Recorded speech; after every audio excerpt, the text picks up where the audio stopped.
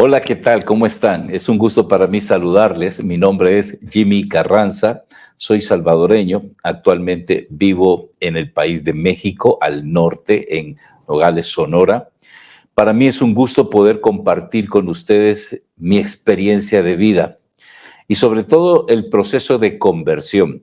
Aunque tengo que decirles que mi conversión al cristianismo pues no es muy emocionante, y antes de que se vayan a levantar y piensen que esto va a ser aburrido, tengo que decirles que esa parte sí, no es muy interesante porque yo no fui un hombre malo, no fui un hombre perverso, no fui un perdido por el mundo. Fui un joven común y corriente, normal, que deambulaba por la vida con todas las preguntas existenciales que tiene todo joven, con todas las cargas emocionales, hormonales que tenía todo joven. Eh, y en ese proceso, pues, incursioné a una iglesia donde conocí a Cristo y pasé de ser un muchacho común a un muchacho cristiano. No hubo mayores cosas que contar en torno a ese cambio. Sin embargo, hubo un momento en el que yo reconozco que tuve el privilegio, la gracia de que el Señor Jesucristo puso su mirada en mí y me permitió de manera privilegiada conocerle, acercarme a Él, estar en su presencia. Así lo dice la Sagrada Escritura. Si no soy yo el que te hago volver, no estarás en mi presencia. Y creo que, al igual que María Santísima lo dice en el Magnificat, el Señor puso los ojos en la humildad de su esclava. Y claro, yo no pretendo compararme con nuestra madre, estoy a millones de años luz de la humildad de nuestra Madre María Santísima, pero sí puedo decir que también el Señor puso la mirada en este servidor, se fijó en mí, en medio de mucha gente, y me permitió vivir y conocer las experiencias que tengo ahora en Él. Soy un hombre de 56 años, actualmente soy predicador, coach personal, psicólogo de tiempo completo, a eso me dedico. Doy conferencias, anuncio la palabra, conferencias motivacionales y de capacitación, y también conferencias religiosas, cristianas, formación cristianas. Tengo un diplomado de formador en la fe de la Pontificia Escuela de la Fe.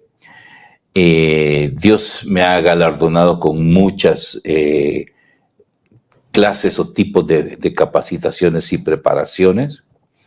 Pero lo importante y lo interesante es cómo llegué aquí.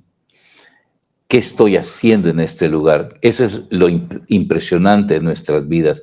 Cómo llegamos a ser lo que somos. Le digo, todo comenzó allá, no sé qué año era, tenía yo que unos 7 años. Yo provengo de una familia nominalmente católica. Y digamos nominal porque era una familia que, aunque se decían católicos, pues de católicos en sí no tenían nada. Nunca iban a misa, nunca iban a procesiones, nunca se rezó un rosario, nunca nada. Solo recuerdo a una señora que yo quise mucho, la mamá de mis mejores amigos de infancia, la familia Granados, doña Yolanda de Granados, ya Dios la tiene en la gloria, que una vez le pidió permiso a mi papá, cuando yo era un niño, de llevarme a misa los domingos. Pues yo quizás tenía 7 años, no recuerdo. Lo único que sí recuerdo que esa vez yo vi a la gente que se levantó y empezaron a hacer fila para la comunión. Y yo dije, bueno, algo están regalando ahí, yo me paro y voy a ver de lo que están regalando. No recuerdo, honestamente no recuerdo si el padre me dio la comunión o no, hace tantos años de eso, quizás sí me la dio. Sí recuerdo que yo llegué contento diciéndole a mi mamá lo que había hecho y mi mamá me regañó, me dijo, no, ¿cómo se te ocurre? Eso no se hace, tenés que prepararte, no sé qué, no sé cuánto, pero yo era un infanto, yo no sabía nada absolutamente de la misa, nunca nadie me había instruido sobre eso. Sin embargo, doña Yolanda con mis amigos nos llevaba a misa regularmente todos los domingos. Y así, pues pasaron los años y yo iba a misa de chiquito los domingos o los meses, quizás, no sabría decirte cuánto tiempo. Lo cierto es que en algún momento la hermana de mi papá, que llevaba una vida junto a su esposo muy mundana, muy de fiestas y bebidas, alcohol y toda la cosa, de repente se convirtieron a una iglesia evangélica y se metieron a una iglesia evangélica fundamentalista, ¿no? Tanto que ellos agarraron el evangelio de manera radical, cambiaron su vida fundamentalmente de raíz, abandonaron todas esas prácticas y empezaron a llevar una vida evangélica bastante rigurosa. Y en una de esas, llega ella y le dice a mi papá que si le daba permiso de llevarnos a nosotros, a mi hermano menor y a mí, a la escuela dominical. Mi papá asintió, dijo que sí.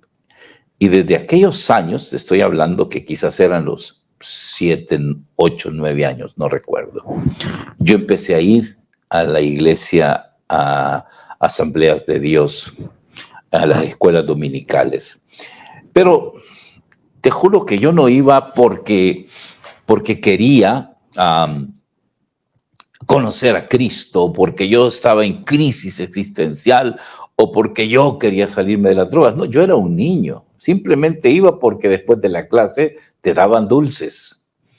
Y así fue como incursioné y porque la pasaba chévere, porque después me reunía con mis parientes, con mis primos y nos íbamos a la casa de ellos y la pasábamos bien todo el fin de semana. Ese era el deleite por el cual yo asistía los domingos a esa iglesia.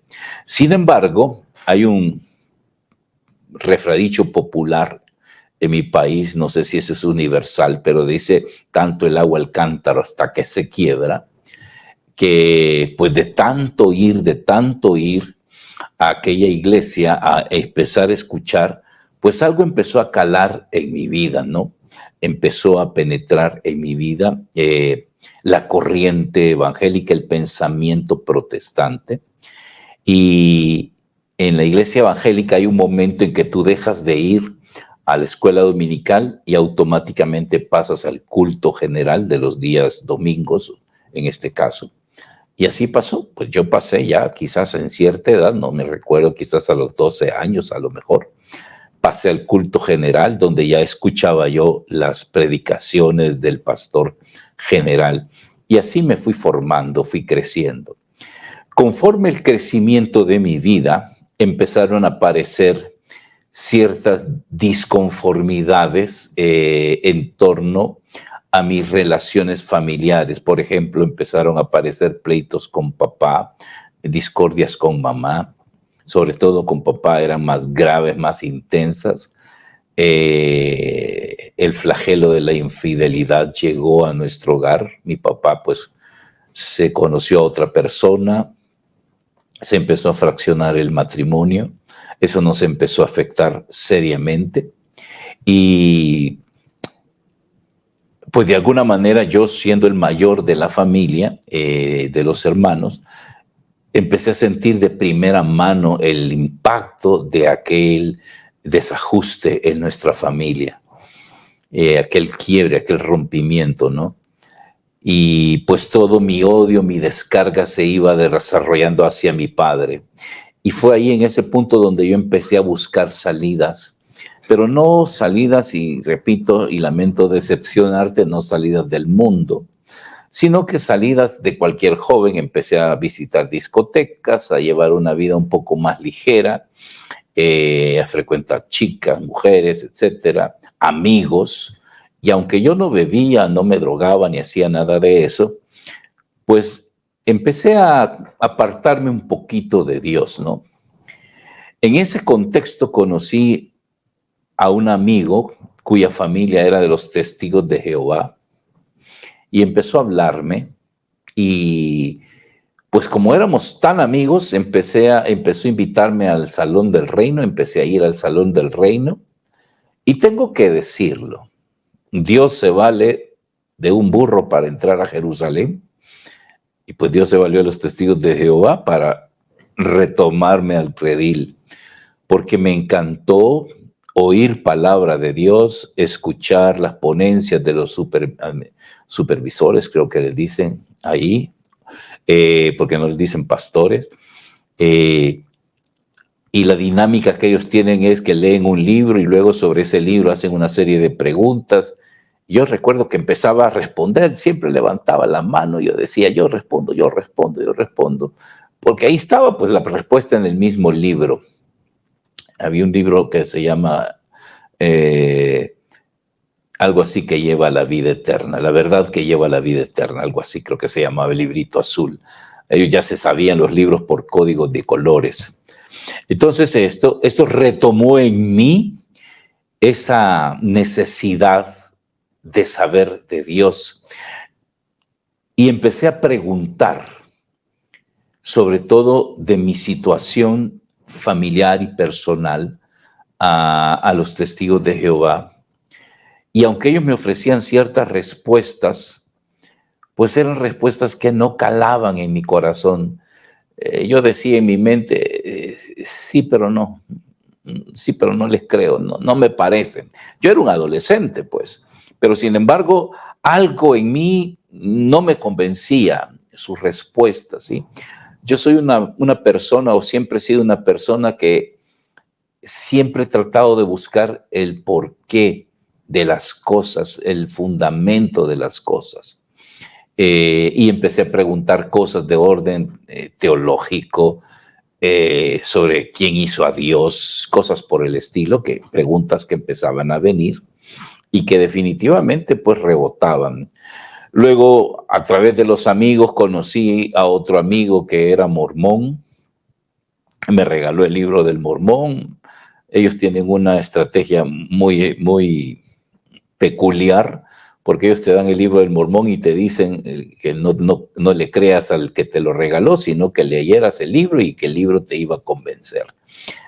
Cosa que yo nunca hice, nunca leí el libro, no asistí nunca a ninguna reunión de ellos, simplemente él y sus hermanos pues a veces nos reunían y nos contaban historias, pero no tuvo mayor impacto. Sin embargo, pues seguía de manera latente alimentando en mí, de manera ferviente, esa hambre y búsqueda de Dios sin yo saberlo.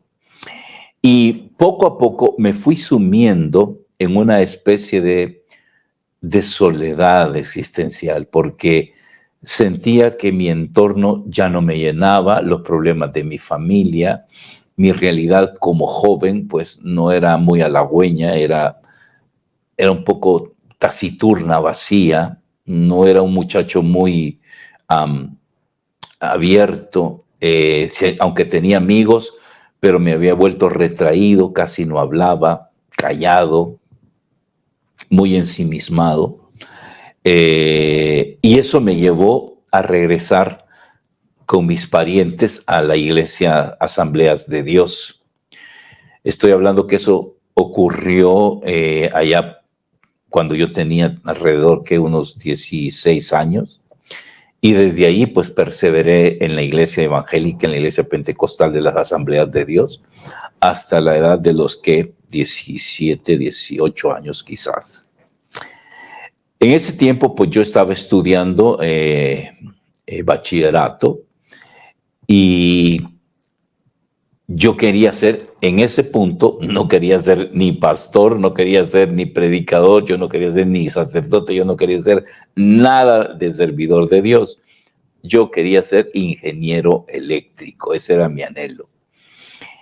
Entonces, cuando entré a bachillerato en El Salvador, nos dan opciones para escoger algún bachillerato afín a la carrera universitaria que uno va a estudiar. Entonces yo escogí el bachillerato llamado industrial con opción electrónica. Pero en El Salvador, en mis tiempos, ese tipo de bachillerato solo estaba en poder de los colegios católicos. Solo había un instituto nacional que ostentaba ese bachillerato, y de ahí la mayoría, si es que no todos, eran los colegios católicos. Entonces, obviamente, los colegios católicos gozaban de mayor prestigio en cuanto a la enseñanza sobre esa carrera, ¿no? Y pues de todos escogí a uno, el Instituto de los Padres Somascos, el Instituto Emiliani, donde yo estudié. Ahí estudié mi bachillerato. Y pues nada, yo estaba estudiando para prepararme para ser ingeniero eléctrico. Esa era mi visión, ese era mi anhelo, ese era mi sueño y el de mis padres. Pues resulta que estaba como en, segundo año, cuando uno de los profesores que daba dibujo técnico, recuerdo, él era ex seminarista salesiano y se había dedicado a ser profesor de dibujo ahí en el instituto.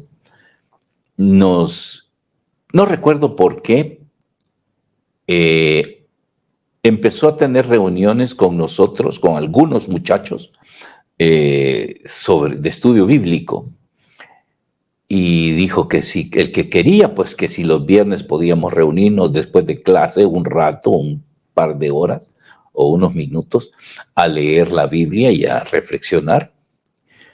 Y esa es la trampa, ¿no?, que Dios utilizó para jalarme. ¿Por qué? Porque en el mundo protestante, si se habla palabra de Dios, pues qué bueno, ahí estamos, ¿no? Entonces dije yo, qué bien, pues si se va a leer la Biblia, qué bueno, porque aunque yo tenía clase de religión, porque era un colegio católico, la clase a mí no me satisfacía. Aunque íbamos a misa, pues yo me daba igual, ¿no? Yo no tenía nada que ver con eso. Pero cuando era un momento para leer la Biblia, ahí sí, vámonos con todo a leerla, a conocerla. Entonces empezamos a reunirnos, empezamos a leer la Biblia. Éramos un grupo de unos 10 muchachos. Poco a poco fuimos creciendo. Quizás llegamos a ser unos 40 jóvenes los que nos reuníamos, donde leíamos un texto bíblico, oíamos un cassette y reflexionábamos en torno a eso. Pero un buen día dijo este profesor que si íbamos a un retiro, si organizábamos un retiro y participábamos todos. Obviamente yo no sabía qué era eso de un retiro, no tenía la menor idea que era un retiro. Todos asentamos, dijimos que sí, que bueno, que armémoslo. Algunos empezamos a pensar y dijimos pues que era un momento de pasar fuera de casa, un fin de semana, y irnos a alguna montaña, a algún lugar de campo y pasarla bien con todos nuestros compañeros. Pues nuestra idea era irnos de friega con todos los amigos, ¿no? Y así pues lo organizamos, fuimos, llegamos, nos estaba recibiendo un equipo de personas, jóvenes entre ellos, que habían organizado ese retiro. En aquel entonces se presentaron como miembros de encuentros juveniles, de los retiros del padre Pujadas, justo de la parroquia a la que pertenecía el instituto en el que yo estudiaba, y ellos se habían encargado de organizar el retiro al que yo había ido. Y empezaron aquella dinámica muy bonita, el encuentro del padre Pujadas, que consiste en 3 momentos: el encuentro con uno, el encuentro con los demás y el encuentro con Dios. Interesante la dinámica para mí, pues como protestante. Yo sí estuve muy atento a las dinámicas, aunque también estaba un poco disipado por las cosas que iba a compartir con mis amigos, pero sí calaron muchas de las pláticas que nos dieron, calaron en mi corazón, porque fueron pláticas muy humanas, muy aterrizadas al aspecto humano, que respondían ad hoc a las cosas que yo estaba pasando en ese momento.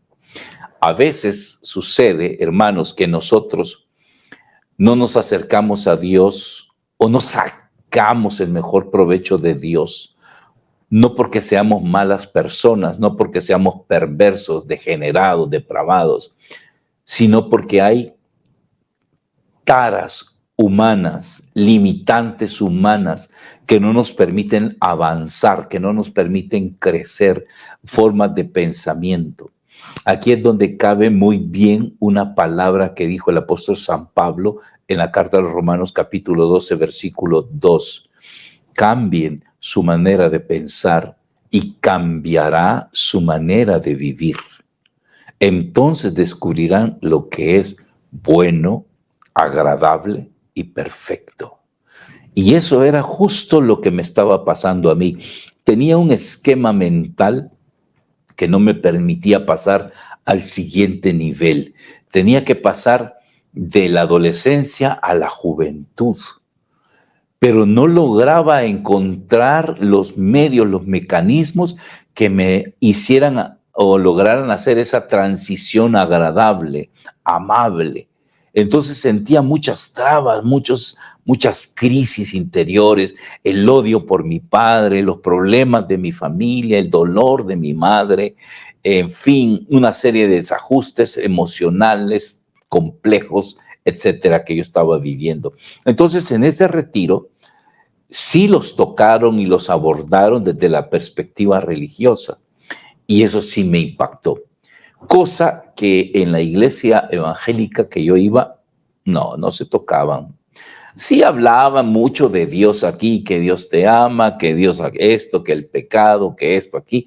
Sí, pero imagínate, no es que yo me quiera salvar del pecado, porque obviamente soy pecador como todos, pero yo era un niño y que me hablaran del pecado y del que Dios aborrecía el pecado del hombre. Yo decía, ¿yo qué he hecho? Si yo no he hecho nada malo.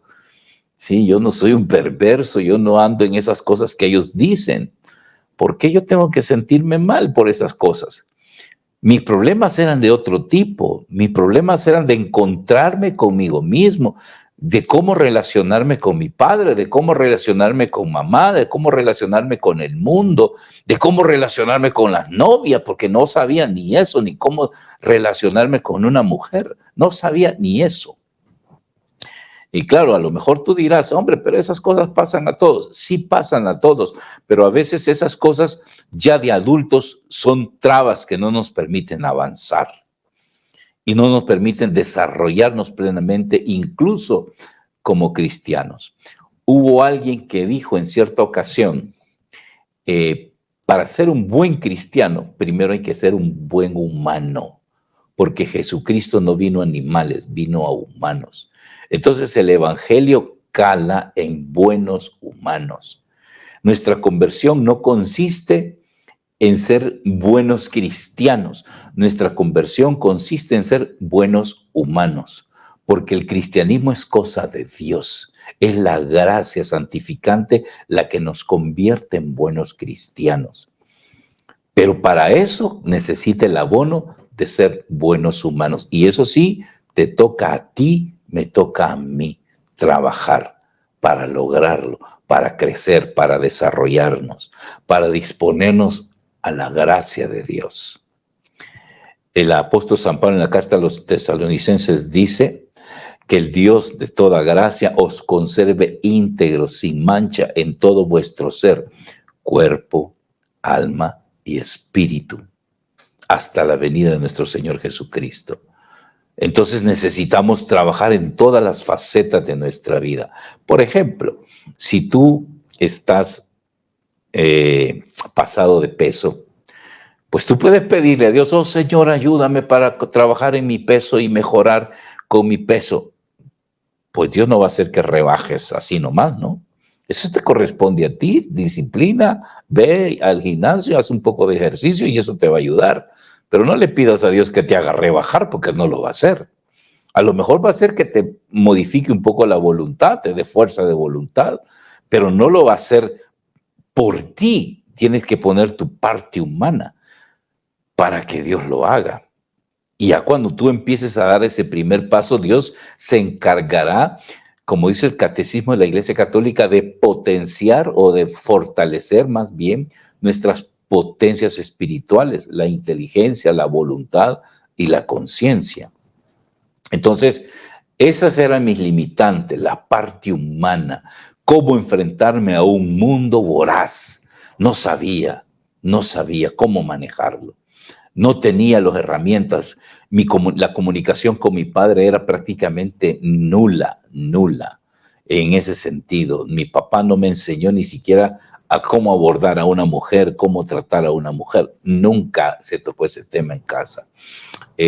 Al contrario, por el testimonio que él me daba, pues él me enseñaba lo contrario de cómo no tratar a una mujer. Y entonces necesitaba yo encajar muchas cosas, que en ese retiro las encontré. Mi sorpresa fue que al final del retiro, los muchachos nos dijeron, los dirigentes, nos dijeron, bueno, señores, esto se ha terminado hoy, pero aquí no termina la historia, sino que queremos invitarles a que nos reunamos o nos sigamos reuniendo todos los sábados a tal hora en tal lugar. Ahí vamos a tener nuestra reunión juvenil. Entonces yo dije, hice cálculos y dije, hey, qué bien me queda porque el sábado no tengo culto el domingo. Entonces sí puedo ir los sábados a este lugar y conocer de este grupo, ¿no? Así que los sábados era católico y los domingos era evangélico. Así era. Y empecé a perseverar en ese grupo sin ninguna intención de hacerme católico, se lo soy honesto. No tenía ninguna intención de hacerme católico. Simplemente yo dije, voy a conocer más de esto que me ha gustado, a que me digan y me informen más de esto. Y empecé a perseverar, era un adolescente, era un joven pues en pañales, ¿no? Y empecé a perseverar todos los sábados, no dejaba de ir regularmente. Pero pasó algo, ahí fue el toque. Y es donde María Santísima intervino. ¿Cómo intervino? Primero porque la parroquia a la que yo pertenecía o a la que pertenecía este grupo era la Ceiba de Guadalupe, era la capilla dedicada a Nuestra Señora de Guadalupe. Ahí es donde ya María empieza a hacer su estrategia, ¿no? Empieza a mover sus hilos con tal de capturar a su hijo o recuperar a su hijo. Empecé a ir, a perseverar. Casualmente dice un dicho, en tierra de ciegos el tuerto es rey. Empecé a destacar, primero por mis conocimientos de Biblia, por mis conocimientos avanzados de pastoral, porque sabía cómo se organizaban asambleas, reuniones y todo, según la iglesia evangélica. Y empecé a destacarme en medio de aquel grupo de jóvenes, de aquel movimiento de jóvenes. Empecé a lucirme y los dirigentes empezaron a poner los ojos en mí y a ver cómo me destacaba, cómo hablaba, cómo me dirigía a la gente. Y rápidamente me pusieron a cargo de las reuniones de los días sábado. Me convertí en el dirigente de las reuniones del día sábado. Y las reuniones empezaron a ponerse muy bonitas porque yo les estaba echando el picante protestante, ¿no? A través de las reflexiones bíblicas, a través de ciertas dinámicas, de ciertos cantos que yo iba metiendo así sublimemente. Yo no decía de dónde venía, yo callado hasta ese momento. Yo, como les digo, yo llegaba a la iglesia católica los sábados, a ese grupo, pero no iba a las misas, no iba a las actividades propias de la iglesia, no iba, solo a la reunión del grupo. Y aunque a veces me preguntaba, ¿y qué pasó? ¿No te vimos en misa? Sí, fíjate que no pude, porque tenía la fortuna que yo no vivía cerca de la parroquia, vivía lejos. Entonces me costaba llegar, que no podía, que algún atraso, lo que fuera, siempre había una excusa. Pero lo cierto es que yo, ¿cómo iba a ser como protestante? Y bueno, empecé a dirigir la reunión. El clímax de todo esto se dio cuando empezaron a anunciar Pentecostés. Yo pregunté qué era eso y me dijeron de que era el día en que había venido el Espíritu Santo. Fundó la iglesia y bueno, ya los católicos sabemos qué es esa fiesta. Y nada, allí me organiza algo bonito para Pentecostés. Entonces, para el protestante, Pentecostés es el bautismo en el Espíritu Santo. Así que organicé un bautismo en el Espíritu Santo para los chicos.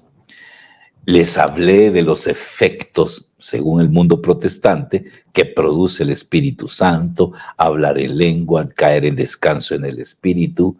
Bueno, los que han sido parte del mundo carismático saben de qué estoy hablando, ¿no? Porque eso se vive también en el mundo católico, pero en el ala carismática o de movimientos de corte carismático. Pues entonces, sin embargo, en aquel entonces, hablar de esas cosas, pues era prohibido. ¿Cómo vas a hablar de estas cosas en la iglesia católica? Y resulta que pues empecé a desarrollar este tipo de actividades y esa actividad, esa asamblea, y recuerdo que en cierto punto invocamos el Espíritu Santo. Y cuando invocamos el Espíritu Santo, los jóvenes empezaron a caer en el descanso, en el Espíritu, empezaron a hablar en lenguas, y yo en medio orando por todos ellos, y aquello era, ya se pueden imaginar lo que había en aquella reunión. Lo tremendo fue que en medio de la reunión nunca se había aparecido el párroco, el sacerdote, nunca, pero ese día apareció. Ese día apareció y vio a todos los muchachos acostados, tirados en el piso. Y me dijo, Jimmy, ¿qué está pasando? Y yo le dije, Padre, acaban de ser bautizados en el Espíritu Santo. Es el poder de Dios que ha bajado y les ha llenado, no sé qué, no sé cuánto. Y bueno, me dijo en ese momento el padre, no, eso no es así, aquí no funciona eso, nosotros no creemos en esas cosas, mira, vaya, levántense jóvenes, esto no es así. Y los muchachos se fueron incorporando, no vuelvas a hacer esto. Bueno, para no hacerles largo el cuento, el sacerdote como que sospechó de mi influencia protestante, y quizás empezaron a atar cabos que nunca me miraban en misa, nunca me miraban en las cosas litúrgicas. Quizás alguien les sopló que yo iba a las iglesias evangélicas. Lo cierto es que esa semana me comunicaron que yo ya no era más el dirigente de las reuniones. Así, sin más, me cortaron las alas. A ese punto yo ya tenía un buen grupo de amigos, seguidores, como le llaman hoy, que estaban de mi lado, que les gustaba, empatizaban con mi manera de actuar. Entonces, cuando vi que me cortaron las alas y que no querían que hicieran las cosas como yo las estaba haciendo, pues hice lo que hace un protestante cuando te limitan en una iglesia. Te sales de la iglesia y fundas otra. Así. Así que me salí de ese grupo, me fui al colegio donde yo estudiaba, o al instituto, hablé con el padre director y le pregunté, le pedí permiso para reunirnos en el auditorio del colegio. Y le dije que si nos daba permiso, que éramos un grupo de jóvenes aquí y allá. Y el padre, muy contento, dijo, sí, claro, hagan, reúnanse, esto y lo otro. Pero más el padre no se daba cuenta que lo que yo estaba metiendo en el colegio era una iglesita protestante. Estaba infiltrándome, ¿no? Eh, y empezamos a organizar las reuniones con este grupo de jóvenes amigos míos que me habían acuerpado, se salieron y desertaron del grupo juvenil anterior y nos fuimos al colegio a armar este grupo y empezamos a desarrollar ya con libertad, porque yo era el jefe supremo de ese grupo. Empezamos a actuar con libertad, a trabajar en ese grupo, trabajar de lleno. Me fui expandiendo más en el mundo de la predicación. Empecé a leer más acerca de Biblia, a estudiar más de Biblia. En ese tiempo conocí a una persona que ya llevaba cierto tiempo caminando en la fe y sabía mucho sobre la vida de laicos consagrados, y empezó a venderme esa idea sutilmente de consagrarme. En ese momento, en la Iglesia Católica solo habían dos opciones: o ser cura o no ser nada. Entonces yo simplemente estaba haciendo lo que estaba haciendo en la Iglesia Católica, pero yo seguía yendo a la Iglesia Evangélica como todos los domingos, ¿no? Sin embargo, yo seguía predicando y cada día me iba agudizando más en mi capacidad de oratoria, ¿no? Y me iba mejorando cada vez más.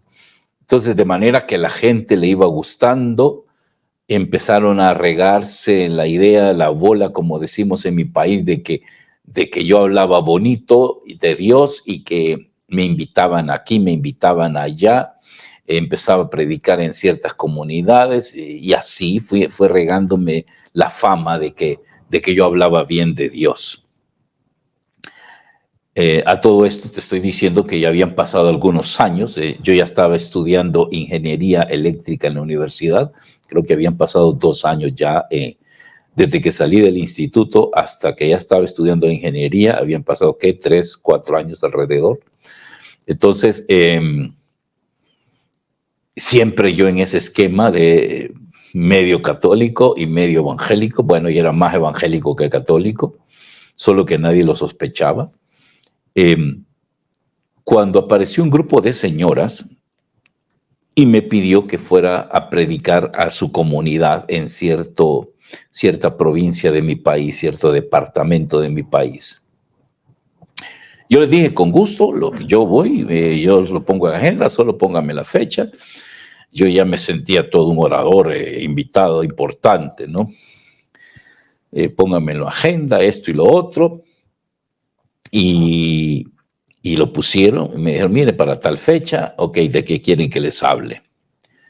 Y vienen las señoras y me dicen, hermano Jimmy, seguramente usted debe de hablar maravillas de la Virgen María. Y yo me quedé de una pieza. ¿Cómo? ¿De quién quiere que les hable? Le dije, de la Virgen María. ¿Por qué no nos da una prédica, una enseñanza sobre la Virgen María? Y en mi mente empezaron a correr una serie de preguntas. ¿Y esa señora quién es? ¿Yo de quién voy a hablar? ¿De qué voy a hablar de esa señora? ¿Cómo voy a hablar de esa señora si yo predico de Cristo?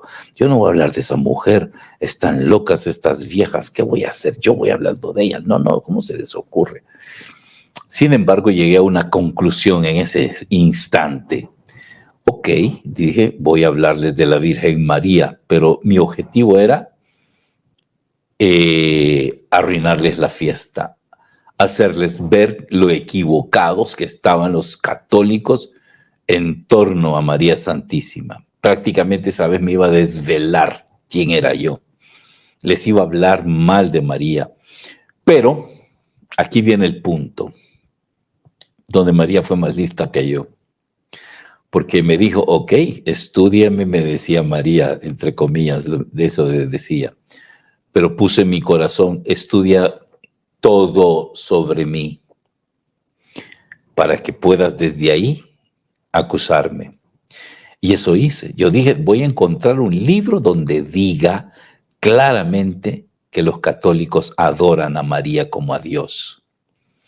Y empecé a buscar todos los libros y los empecé a leer a partir de ese día. Como tenía tiempo para preparar la prédica o la enseñanza, me leí el Marialis Cultus, el Redentores Mater, la Lumen Gentium, las Glorias de María, la consagración perfecta a María Santísima de San Luis María Griñón de Montfort, todas esas cosas. Y todos los libros, y me acuerdo que compré un curso sobre teología mariana y todos los libros bíblicos que aluden a María Santísima, todo me lo leí.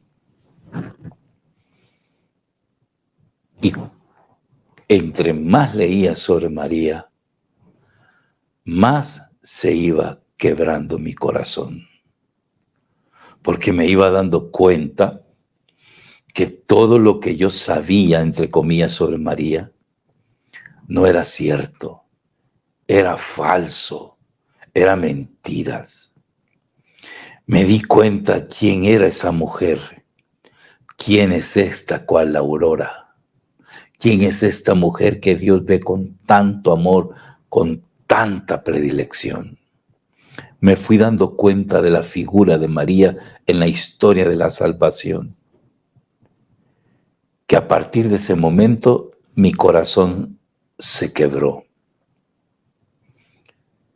Yo no podía seguir siendo protestante. Ya no podía sostener más esa mentira en mi vida. Tenía que hacer algo. Así que ahí fue el punto de inflexión para mi vida. Yo se los dije al principio, mi conversión a Cristo no fue tan importante en el sentido de que no hubo cosas impresionantes, porque yo era un joven. Y tengo que decirlo, en la iglesia evangélica, ahí conocí a Cristo. Tengo que decirlo, no voy a negarlo. Y yo no me salí de la iglesia evangélica porque me peleé con el pastor, porque me peleé con una mujer o por lo que sea, sino que hubo un momento en que estudiar sobre María, en este caso, quebró mi corazón porque me di cuenta de la verdad. Y dice la palabra de Dios que solo la verdad os hará libres. Y empecé a hacer ese cambio, esa transición de vida. Pedí la confirmación, porque yo solo era bautizado a ese momento, pedí la confirmación. Me confirmó el ahora cardenal Gregorio Rosa Chávez, de El Salvador.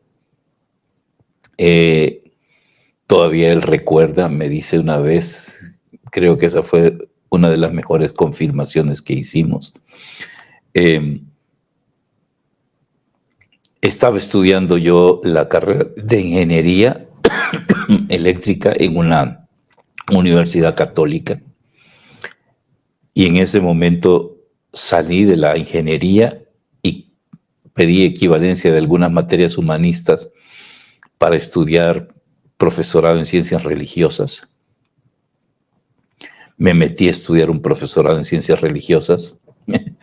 Ya se imaginarán lo que mi papá dijo.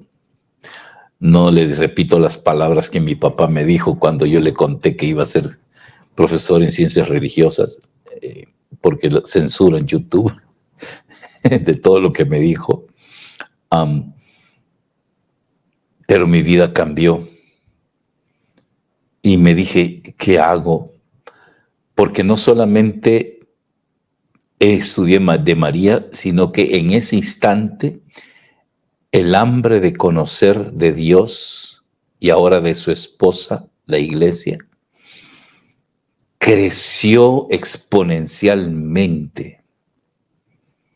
Había un hambre extrema de conocer más y más de Dios. Recuerdo que fui a la charla de estas señoras que me habían invitado y cuando iba a dar la charla les confesé lo que iba a hacer. Sí me desvelé, sí les dije, hermanas, quiero hacerles una revelación. Y les digo, yo, Jimmy Carranza, he estado en la Iglesia Católica por muchos años predicando, pero yo no soy católico. yo soy miembro de las Asambleas de Dios y he estado predicando aquí de manera oculta. Y si ustedes se habrán imaginado todo el rumor que se generó en ese momento, todo el cuchicheo que se generó en ese momento. Y les dije, pero ustedes me invitaron a dar esta prédica y les conté lo que les estoy contando a ustedes. Y a partir de este día, yo me declaro cristiano, católico, apostólico y romano para la gloria de Dios. Y empezaron a aplaudir, se pusieron de pie, hubo lágrimas, hubo abrazos, hubo de todo por mi conversión al catolicismo. Y a partir de ahí esa vida cambió. Empecé a tener hambre de Dios. Empecé a tener deseo de conocer el rostro de Dios. La Biblia dice en la segunda libro de Crónicas, capítulo 7, verso 14, si mi pueblo sobre el cual se ha invocado mi nombre se humilla, ora, busca mi rostro y se vuelve de sus malos caminos, yo oiré su oración, oiré su petición, perdonaré su pecado y sanaré su tierra.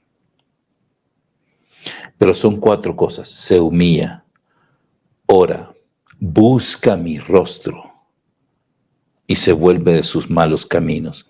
Pero buscar el rostro de Dios significa quererle conocer sinceramente. Necesitamos conocer de Dios. El libro de Oseas, capítulo 4, va a decir, mi pueblo perece por falta de conocimiento. Hoy en día tenemos una serie de información y de desinformación sobre la fe. Cada quien dice lo que le da la gana, lo que según ellos piensan. Hablan de la fe como que si fueran expertos en la fe. Hablan de la Biblia como que fueran expertos en la Biblia. Y a mí me da risa. Nunca la han leído, pero ellos hablan como que sí la han leído. Citan gente con unas cosas y unos inventos horribles. Me da tristeza oírlos. Pero se nota, amar es el desconocimiento de Dios. Y por eso el mundo está como está. Porque estamos aceptando ideas absurdas, ideas tontas, pero estamos rechazando la verdad. Dice la carta a los Romanos, por eso Dios los abandonó a su mente insensata, porque rechazaron el verdadero conocimiento del Hijo de Dios. Eso es lo que está pasando, no queremos conocer verdaderamente a Dios. A partir de ese día yo empecé a querer conocer más de Dios. No solamente conocí sobre María Santísima, sino que luego me metí a este profesorado que les cuento. Me fui a comprar muchos libros. Yo quería conocer más de los sacramentos de la Eucaristía. Me acuerdo que me fui a una librería católica y había un libro que se llamaba Sacramentos y Eucaristía. Solo lo agarré, lo compré, me lo llevé a mi casa y dije, era curso de teología dogmática, Sacramentos y Eucaristía, así se llama ese libro. Todavía lo tengo. Y dije, aquí voy a conocer más acerca de los sacramentos y de la teología, de la Eucaristía. Y empiezo a abrirlo y lo empiezo a leer la primera página y para mí estaba en chino, no entendía nada. Lo escribió un señor muy famoso que ahora lo conocemos como Benedicto XVI. En ese entonces su nombre era Cardenal Joseph Ratzinger. Era el hombre más inteligente y brillante de la iglesia. Y yo estaba pretendiendo leer, un ignorante queriendo leer un libro tan denso sobre la Eucaristía. Yo creo que cada página la leí unas 30 veces. Porque no me entraban en la cabeza, no comprendía lo que decían sobre la Eucaristía. Y hasta que llegué a comprender el misterio de la Eucaristía, el misterio de los sacramentos, fue cuando a mí me entró el amor por todo lo que es verdaderamente mi iglesia. Ahora yo no salgo de mi iglesia ni a cañonazos, no me voy de mi iglesia. No me voy de mi iglesia. Me da tristeza cuando escucho predicadores o incluso sacerdotes que hablan mal de la misma iglesia. Si es que nadie ha dicho que la iglesia sea una panacea de perfección. Si bien es cierto, la iglesia es santa porque es guiada por el Espíritu Santo, pero todavía somos pecadores los que estamos ahí, empezando por el Santo Padre hasta este servidor. Somos pecadores. Entonces, de nada sirve que nos autocritiquemos, que nos autodestruyamos. San Pablo dice en la carta a los Gálatas que todos aquellos detractores, mentirosos, que siembran división, les advierto, dice San Pablo, como ya les advertí, que quienes hacen tales cosas no heredarán el reino de Dios. Así de simple, así de simple. Si usted me pregunta a mí, ¿y usted nunca ha visto cosas feas en la iglesia? La he visto.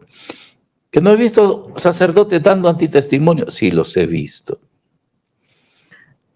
Un sacerdote muy amigo mío, al que yo admiraba y respetaba mucho, le descubrieron una fechoría muy, muy avergonzante. Y ahora está en la cárcel por eso y me dolió en el alma, pero bueno, él no es Cristo. Yo no voy detrás de él, yo voy detrás de Cristo. Y Cristo está en la iglesia. Así que tenemos que aprender a ver de una manera diferente la realidad de nuestra iglesia, del amor a lo que en ella se engloba.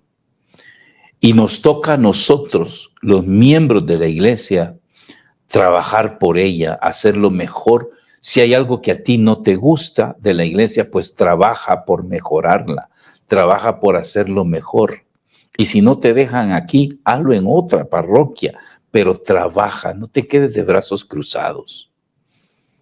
Da tu grano de arena para que esta iglesia sea mejor.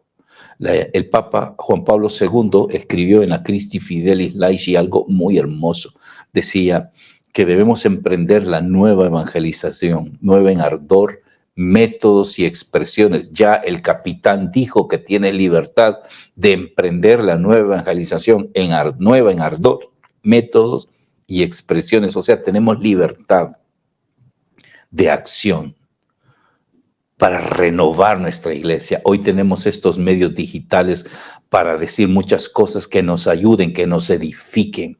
En vez de estar diciendo, oh, que el Papa sembró la Pachamama, no sé dónde. ¿Qué te importa? Eso no importa. ¿Qué te importa? Razones tendrá el Santo Padre para haberla sembrado ahí. Pero lo más importante es que nos enfoquemos en lo que Dios nos ha mandado. Así le dijo Pedro a Jesús. Bueno, ¿y qué pasó con Juan? ¿Y Juan qué? ¿A él no le vas a decir de qué va a morir? A todos nos dijiste de qué vamos a morir. Y Jesús le dijo a Pedro, Pedro, lo que yo haga con Juan, ¿qué te importa? Tú ve y anuncia el evangelio. Así que esas palabras las tomo para mí cuando se critica al Papa. Lo que yo haga con el Papa, ¿qué te importa? Tú ve y anuncia el evangelio, eso me corresponde a mí. Y si Dios tiene algo con el Papa, que se la arregle con el Papa, pero no soy yo el que voy a estar diciendo esas cosas. Soy yo el que voy a estar predicando, anunciando, animando, tratando de llevar la buena nueva a más personas, porque son las personas las que necesitan ser transformados, ser renovados, ser restaurados, para que puedan pasar al siguiente nivel, para que puedan ver maravillas y milagros. Todavía es tiempo de milagros, pero no solo los milagros sorprendentes de los que habla la Biblia, sino los milagros de transformaciones, porque Dios está vivo, Dios existe, Dios es verdadero y sigue actuando en cada uno de nosotros de manera maravillosa. Yo lo veo a diario en mi vida. Un día yo le dije sí al Señor. Te cuento este testimonio. Cuando yo empecé a esta crisis, esta persona que te conté que me motivó sobre la vida consagrada al Señor, empezó a abonar en mi corazón ese deseo de consagrarme, porque yo no sabía cómo hacerlo. Pero estaba el pequeño impasse y era el tema del autosostenimiento, porque ¿cómo un laico que no es sacerdote se iba a sostener si se dedicaba solo a predicar el evangelio? Y no se trata, como muchos me dicen, de cobrar por el evangelio. No es que cobremos por el evangelio. Y yo le digo a una señora, yo soy psicólogo y por una conferencia yo cobro por hora, y si no me paga no voy porque soy psicólogo. Pero si se trata de una prédica y si usted me quiere ayudar para pagar la gasolina de mi carro, pues ayúdeme, le agradezco. Y si no puede, no hay problema, pero yo voy con gusto, aunque no me dé ni un 5. Pero Dios es fiel. Pues recuerdo que esta persona me dijo, Jimmy, te voy a contratar para el ministerio que yo tengo, y si te quieres consagrar. Y yo le dije, sí, con gusto, yo me consagro. En ese momento a mí estaba por salirme un trabajo, en aquellos entonces, en una empresa de aire acondicionado, y le dije, pero mire, ahorita estoy por trabajar en tal lugar y me van a pagar tantos dólares. Y recuerdo, y Dios sabe que no miento, me dijo, por lo mismo si trabajas para nosotros. Y yo ni lento ni perezoso dije, trato hecho, renuncio a ese trabajo, dejo ese trabajo y me vengo con ustedes. Y empecé a trabajar para ese ministerio, predicando aquí y allá esto y lo otro. Y recuerdo que el pago del primer mes me lo dio en un sobre. Yo feliz dije, qué bendición, ya voy a ganar suficiente para sostenerme y predicar el evangelio. Cuando agarré el sobre, me fui a la calle, abrí el sobre y había justo un billete de a 100 y un billete de 50. Era todo lo que había, $150, nada más. Bueno, ni dólares, creo que eran colones en ese entonces. Era todo lo que me había pagado, no era nada. Y me sentí defraudado y me fui a la capilla con los billetes en la mano y al Santísimo le dije, ¿y esto? ¿No es esto por lo que quedamos? Y me acuerdo que había una estampa pegada ahí en la iglesia que decía, de Jesús, que decía, Señor, que descubra mi soledad para que pueda colaborar contigo en la salvación del mundo. Y sentí que en ese momento el Señor me habló, si no eres fiel en lo poco, no serás fiel en lo mucho. Y agarré los billetes, me los metí a la bolsa y le dije, está bien, tú no fallas. Y de eso ya pasaron casi 40 años, o no, menos quizás.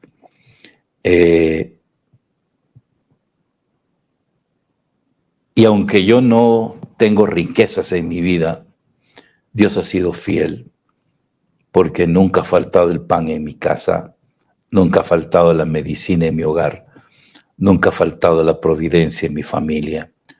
Dios ha sido fiel, porque Dios, el Dios en el que yo creo, cumple promesas. Él no es de mentiras, Él es un Dios justo y verdadero. Es el Dios al que María le dijo, hágase en mí según su palabra. Y el ángel le dijo que el Espíritu de Dios la cubrirá con su sombra. ¿Te acuerdas dónde sale otra vez esa frase? Esa frase sale en el Salmo 91. El que mora al amparo del Altísimo pasa la noche a la sombra del Omnipotente. Pasar la noche a la sombra del Omnipotente significa vivir cubiertos por Dios. Y eso fue lo que Dios le dijo a través del ángel a María. El poder del Altísimo te cubrirá con su sombra. Por eso el que va a nacer es santo y con razón será llamado Hijo de Dios. Y a María no le faltó nada. María siempre tuvo la providencia. Siempre. Por eso Jesús siempre nos dice, busquen primero el reino de Dios y su justicia, que lo demás vendrá por añadidura. Cuando tú te empieces a abandonar en Dios, empezarás a darte cuenta cómo te preparas al siguiente nivel. Lo que a mí me pasó, me preparé al siguiente nivel. Pasé al nivel de joven, de adolescente a joven, de joven a adulto, de adulto a padre. Ahora ya soy un hombre mayor, a punto de llegar a la tercera edad en 3 años. Y estoy preparado, estoy preparado. No soy de los que me quiero sentir más joven, no, me siento feliz a la edad que tengo, porque cada nivel que he pasado, Dios me ha bendecido. He pasado por todo, he pasado también por situaciones difíciles. No crean que todo ha sido color de rosa, porque también hay que entender que el Señor a los que escoge para el bien los somete a alto entrenamiento. Los atletas de alto rendimiento son sometidos a entrenamientos de hasta 5 o 6 horas diarias, pero de alto nivel, de alto impacto, porque van a representar a los países. ¿Cuántos creen que entrena un campeón mundial de boxeo? Esto es interesante. Dice la Biblia, no han aprendido nada en los estadios, lo dice en la carta a los Corintios, no han aprendido nada en los estadios.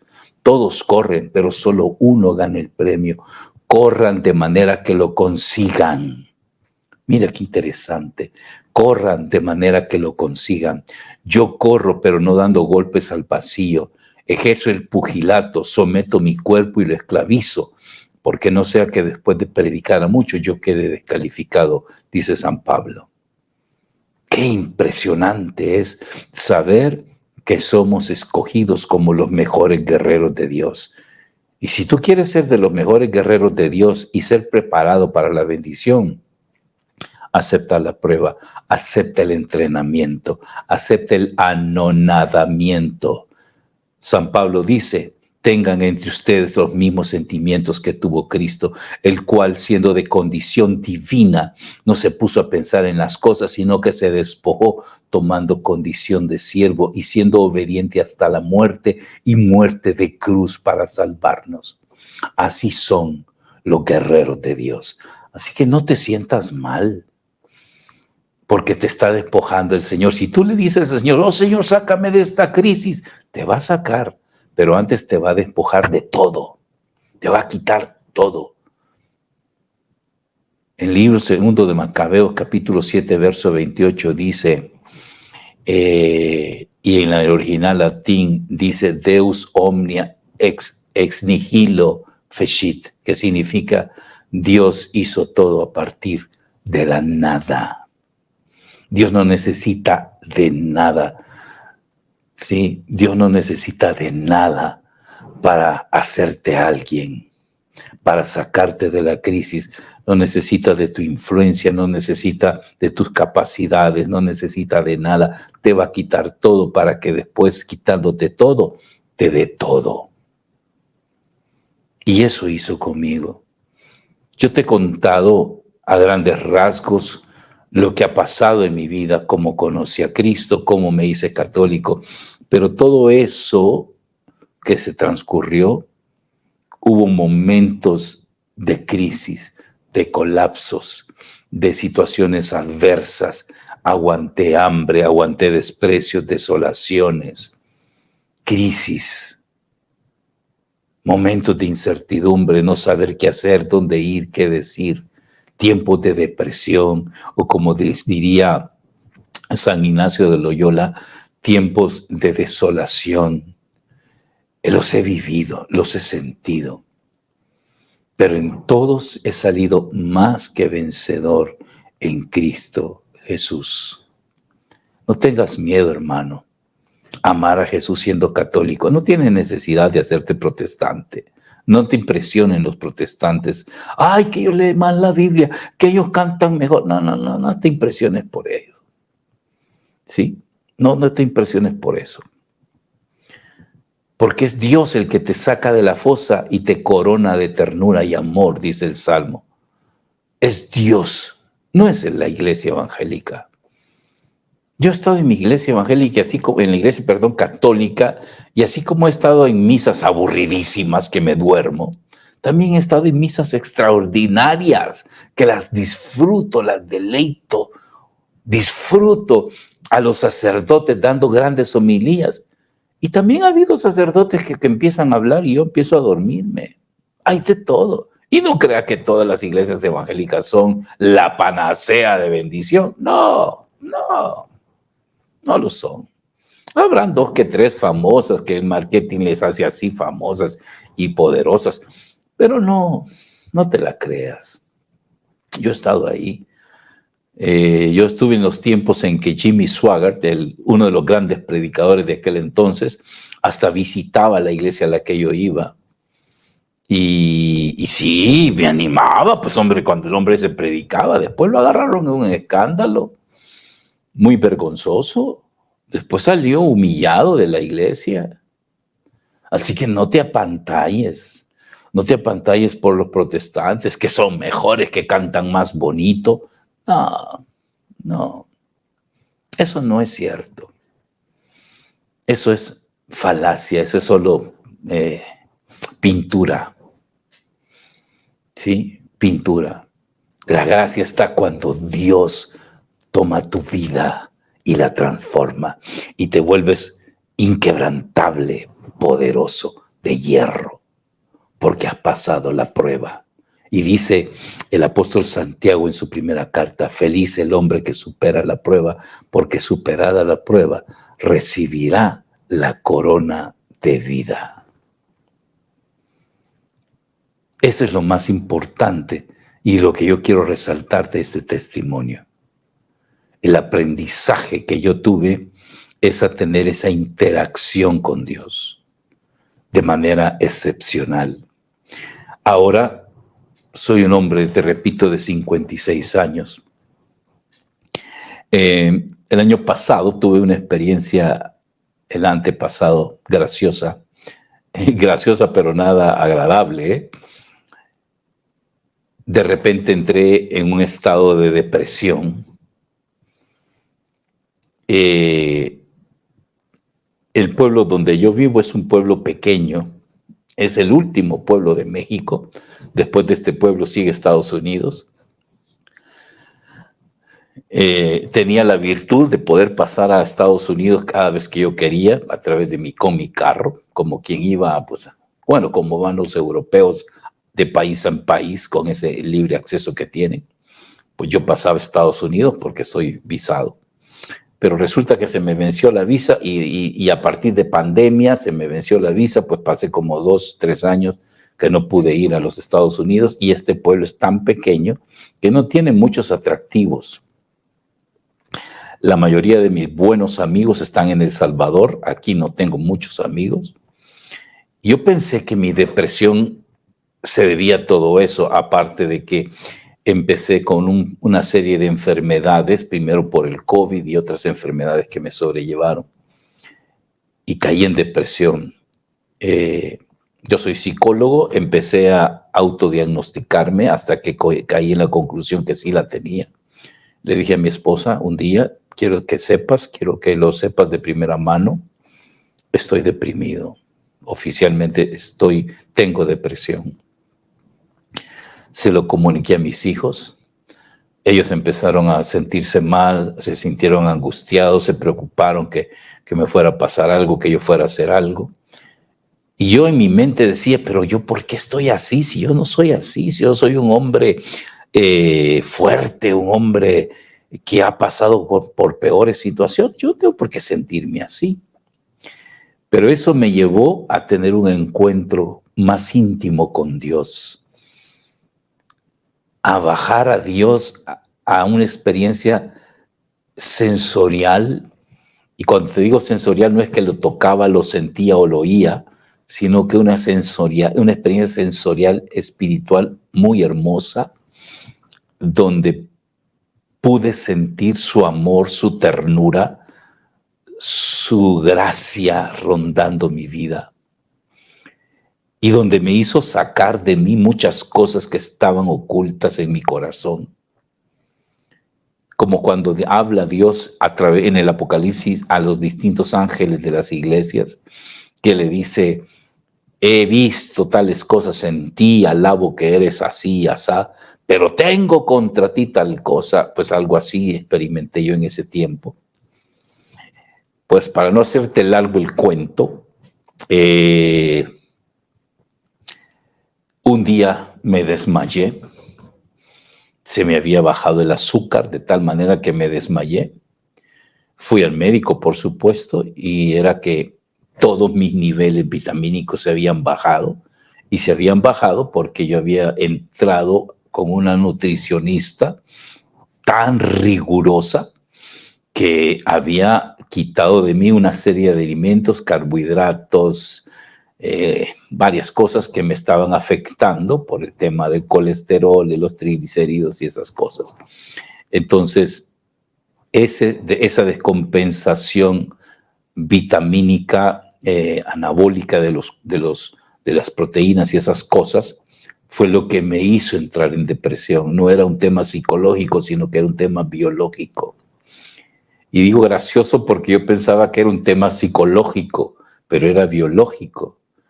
Pero sirvió ese problema biológico para que yo me reencontrara con Dios, para que yo pudiera volver a mis raíces, volver a mi primer amor, porque a veces lo perdemos. Perdemos ese primer amor, nos llenamos de tanta actividad, de tantas cosas, que perdemos ese primer amor. Y yo pude recuperar ese primer amor cuando sentí la ternura de Dios en medio de mi enfermedad, en medio de mis problemas y de mis padecimientos, en medio de mi aislamiento, porque prácticamente no salía de casa por la pandemia, porque no tenía la visa, y por una serie de factores. Entonces, eso es lo que tenemos que aprovechar.